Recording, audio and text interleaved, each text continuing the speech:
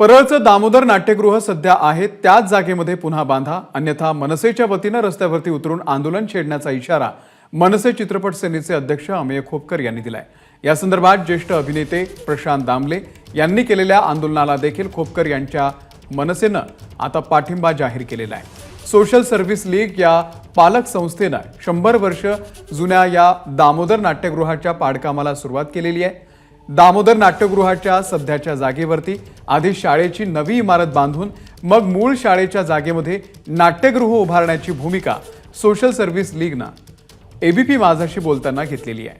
ज्या प्रकारे दामोदर हॉल पाडकामाला सुरुवात झालेली आहे आणि ज्या ठिकाणी दामोदर हॉल आहे तिथे शाळा आणि त्याच्या बाजूला जी शाळा सध्या आहे तिथे दामोदर हॉल होणार अशा प्रकारे संस्थेकडून सांगण्यात आलेलं आहे। आणि या सगळ्या संदर्भात मनसे नेते अमेय खोपकर आपल्या सोबत आहेत।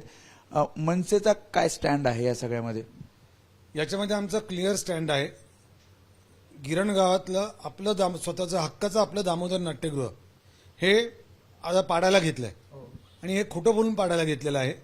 ह्याच्यामध्ये आमचा एकच स्टँड आहे की ज्या ठिकाणी नाट्यगृह आहे त्या ठिकाणी नाट्यगृहच व्हायला पाहिजे। आमचा शाळेला विरोध नाही, तुम्ही बाजूला जिकडे शाळा आहे तिकडे शाळा करा, पण ज्या ठिकाणी नाट्यगृह आहे तिकडे नाट्यगृह व्हायला पाहिजे। आणि ते करत असताना एक चांगला मिनी थिएटर कलाकारांना तालमीसाठी तिकडे असायला पाहिजे।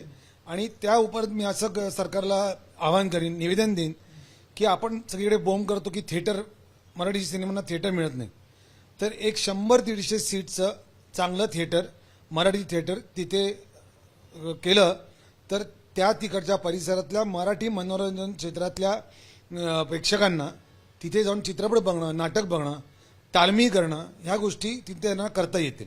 ट्रस्ट सोशल सर्व्हिस लीग यांचं असं म्हणणं आहे की जिथे शाळा आहे तिथे आधी शाळा आम्ही पाडू शकत नाही, त्यामुळे दामोदर हॉलचं पाडकाम आम्ही सुरू केलं आणि त्याच्यानंतर मग पुनर्बांधणी आम्ही या शाळेच्या जागेवर ते करू। खोट्या सगळं ते खोटं बोलतायत, सगळं होऊ शकतं। पहिलं त्या ठिकाणी नाट्यगृहच बांधायला पाहिजे आणि नंतर तुम्ही शाळा बांधा।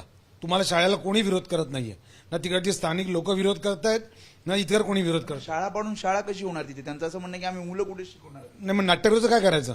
जिथे नाट्यगृह होतं तिकडे नाट्यगृहच होणार। आणि मी हे ठामपणे सांगतो, मी तिकडे जर का नाट्यगृह नाही बांधलं तर त्या ठिकाणी एकही वीट रचू देणार नाही। प्रशांत दामले उपोषणाचा इशारा देतात, तिथले काही कलावंत आहेत, त्या ठिकाणचे कामगार आहेत, ते सुद्धा आंदोलनात त्याला पाठिंबा असेल मनसेचा? प्रशांत दामलेंचा मी ऐकलं, माझं त्यांच्याशी बोलणं पण झालं ते, आणि काही कलाकार उपोषणाला बसणार आहेत, त्याला पाठिंबा नक्की आहे माझा। पण माझी आंदोलन करण्याची पद्धत, आमची आंदोलन करण्याची पद्धत हे उपोषण नाहीये, नक्कीच नाहीये। आम्ही रस्त्यावर उतरून आंदोलन करणार, खाऊन पिऊन येऊ आणि आंदोलन करू, जोरात आंदोलन करू आणि आंदोलन तडीच नेऊ। तिथेच नाट्यगृह होईल, 100% नाट्यगृह तिकडे होणार। आणि मला सरकारवर सन्मान्य एकनाथजी शिंदे साहेब, मुनगंटीवार साहेब, उदय सामंत साहेब यांच्यावर माझा, केसरकर साहेब यांचा माझा पूर्ण विश्वास आहे, ते मराठी रंगभूमीला नक्की योग्य तो न्याय देतील आणि त्या ठिकाणी नाट्यगृहच होईल। त्यामुळे एक प्रकारे इशाराच खरं तर मनसेने दिलेला आहे, कारण जिथे नाट्यगृह आहे, जिथे पाडकाम सुरू झालेलं आहे त्याच जागेवर दामोदर नाट्यगृह व्हावं, अन्यथा ज्या प्रकारे कलाकार आंदोलन करतायत त्याला तर पाठिंबा मनसेचा असेल, शिवाय रस्त्यावर उतरून आंदोलन करण्याची तयारी आता मनसेने दाखवली आहे। कॅमेरामॅन सचिन शिंदेसह वेदांत ने, एबीपी माझा, मुंबई। एबीपी माझा, उघडा डोळे बघा नीट।